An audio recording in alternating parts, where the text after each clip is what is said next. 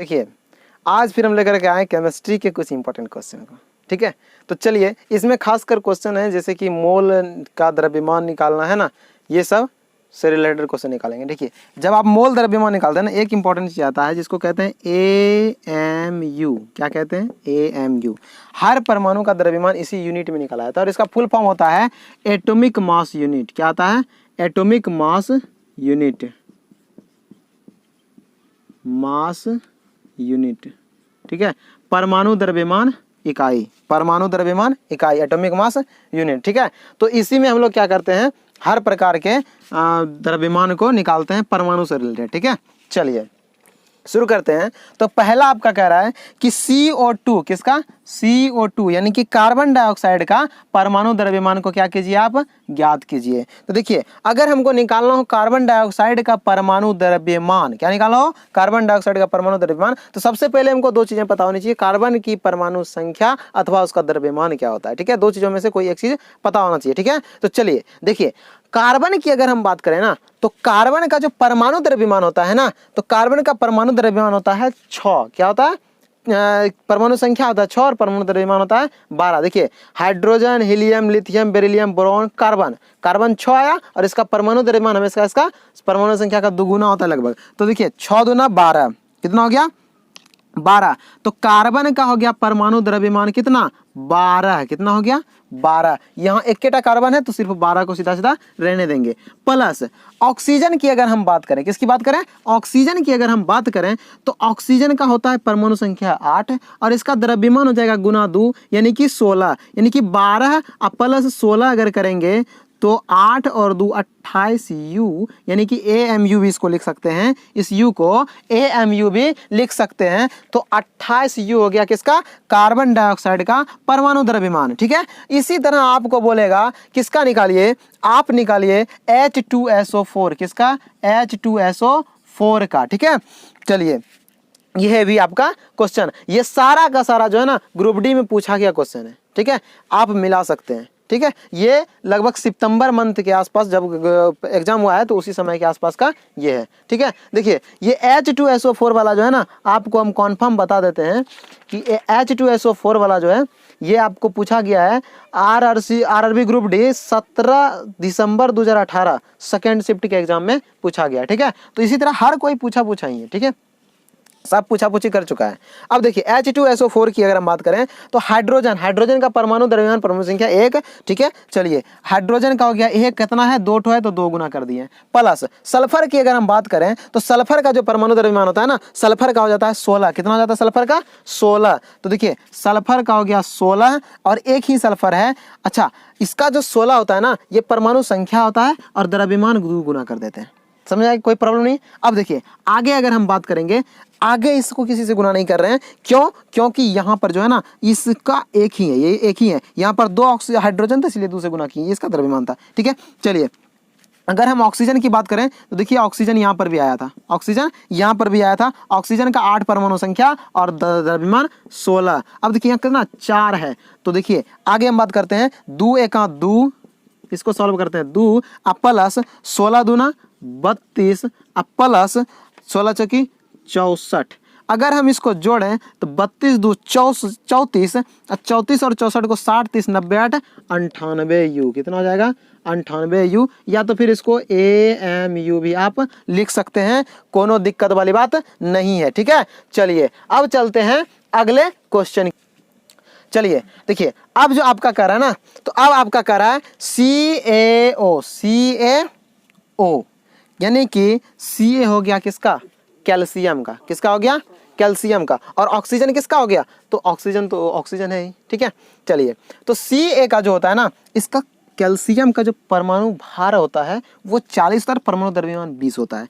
तो 40 हो गया, इसका एक ही है, गुना नहीं करना है। प्लस ऑक्सीजन का 16, पिछले क्वेश्चन में पढ़ चुके हैं। तो देखिए 40 10 50 56U, इतने आसान तरीके से आप इसको निकाल सकते हैं CaO का आणविक द्रव्यमान, ठीक है। चलिए अगला अगर हम बात करें तो अगला है हमारा Na2CO3। क्या है? Na2CO3 का परमाणु द्रव्यमान क्या होगा? तो Na sodium, hydrogen, helium, lithium, beryllium, boron, carbon, nitrogen, oxygen, fluorine, neon.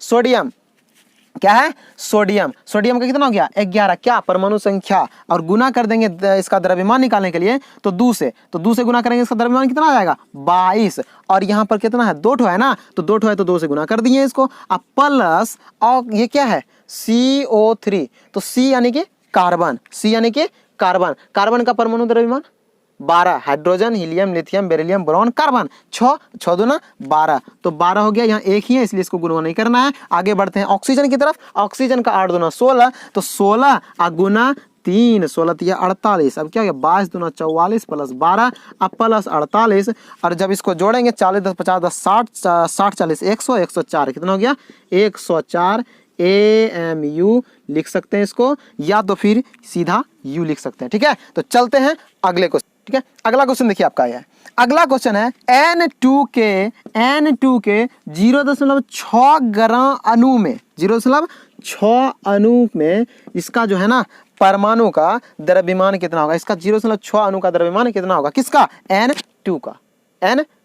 ठीक है, तो चलिए आपको पता है कि N यानी कि नाइट्रोजन, नाइट्रोजन का क्या परमाणु संख्या 7, परमाणु संख्या 7, परमाणु देना 14, द्रव्यमान हो गया इसका 14, और देखिए यहाँ N2 का अणु है, अणु में 2 गो N होता है ना, तो गुना कर देंगे 2, कितना हो गया 28, 28 जो आया ना ये एक अणु का आया, कितना का आया एक अणु का निकला है हमारा, और यहाँ कितना अणु कह रहा है 0.6, तो कर देंगे गुना इसको 0.6 से, तो आ जाएगा 8 6 का 48 करी 8 बचा 4, और 6 दूनी 12 4 16, एक अंक के बाद दशमलव, यानी कि 16.8 U। ठीक है, 16.8 U, ये हो गया आपका किसका N2 का क्या परमाणु 0.6 अणु का द्रव्यमान। अगला कह रहा है कि 12 ग्राम ऑक्सीजन में कितने मोल हैं। ठीक है, 12 ग्राम ऑक्सीजन में कितने मोल हैं, तो कितने ग्राम ऑक्सीजन में 12 ग्राम ऑक्सीजन में, तो चलते हैं पहले 1 मोल में कितना ग्राम ये निकाल लेते हैं। ठीक है, चलिए शुरू करते हैं निकालना। तो देखिए ऑक्सीजन की बात कर रहा है ना O2, ऑक्सीजन का परमाणु संख्या 8, परमाणु संख्या ऑक्सीजन का कितना 8। ठीक है, hydrogen, helium, lithium, beryllium, boron, carbon, nitrogen, oxygen 8, द्रव्यमान कितना आ जाएगा 16 गुना 2 कर देंगे यानी कि 32 U, यानी कि 32 ग्राम कितना है 1 मोल में 32 ग्राम, यानी कि 32 ग्राम में कितना, इधर ग्राम में निकालना है ना, तो 32 ग्राम में हो गया, 32 ग्राम में हो गया आपका कितना मोल, यानी कि 32 ग्राम में हो गया 1 मोल, कितना मोल 1 मोल। ये जो AMU आता है ना ये मोल होता है, 1 मोल, मोल संकल्पना के बारे में अगले एक सेपरेट वीडियो में बताएंगे आपको। ठीक है, चलिए तो 32 ग्राम जो हो गया 1 मोल हो गया, तो 1 ग्राम में हो गया 1/32 मोल हो गया ना। अब देखिए 1 ग्राम में हो गया 1/32 मोल, हमको पूछ रहा है कितना ग्राम, तो 12 ग्राम पूछ रहा था, कितना ग्राम पूछ रहा था 12 ग्राम, तो 12 ग्राम में हो जाएगा 1/32 गुना 12, इसको कटा दीजिए 8 चौके 32 3 चौके 12 3/8, जब इसको सॉल्व कीजिएगा 0.375 आ जाएगा ये। ठीक है, 0.375 मोल आएगा, क्या आएगा मोल आएगा। ठीक है, चलिए आपका अगला क्वेश्चन की अगर हम बात कर देते हैं, अगला क्वेश्चन है आपका 25 ग्राम H2SO4 में कितने मोल होंगे। ठीक है, 25 ग्राम H2SO4 में, तो देखिए 25 ग्राम में कितने में 25 ग्राम क्या H2SO4, तो कितना मोल होगा, कितना मोल होगा, तो पहले निकाल लेते हैं कि ये 1 ग्राम में इसका कितना मोल है। ठीक है, चलिए बात करते हैं इस क्वेश्चन को।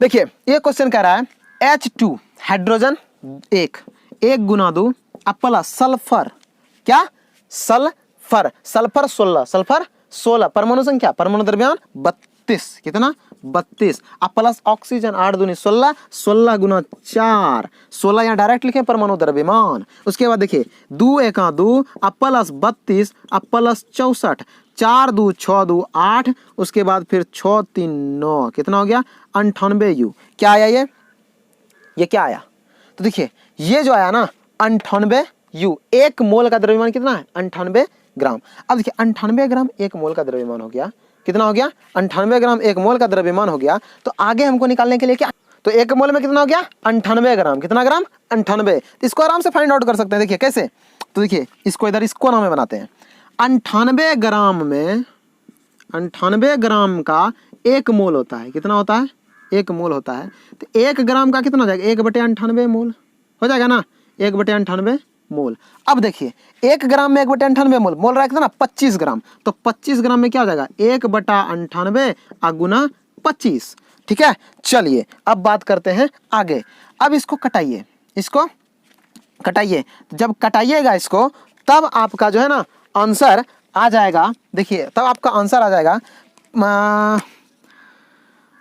25 से कटाइएगा 98 को, तो टोटल मिला करके आपका आंसर आ जाएगा कितना आ जाएगा 2.55। ठीक है, क्या आ जाएगा 2.55। देखिए इसको कटाने का यहाँ थोड़ा सा उजरा जाता है, तो देखिए यहाँ क्या कीजिए कि 2 इसको बढ़ा दीजिए, तो 98 में 2 बढ़ा देंगे क्या हो जाएगा 1/100 बन जाएगा ये।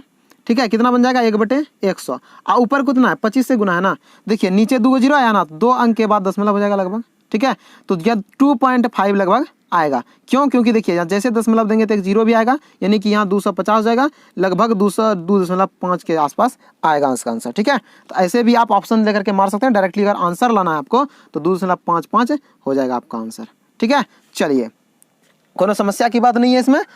चलिए अब मिलते हैं अगले वीडियो में। ठीक है, तब तक के लिए हमको उम्मीद है कि आपको ये अच्छा ही लगा होगा, और थोड़ा तेजी में हम लोग किए हैं, और अगले वीडियो के लिए आप थोड़ा इंतजार कीजिए।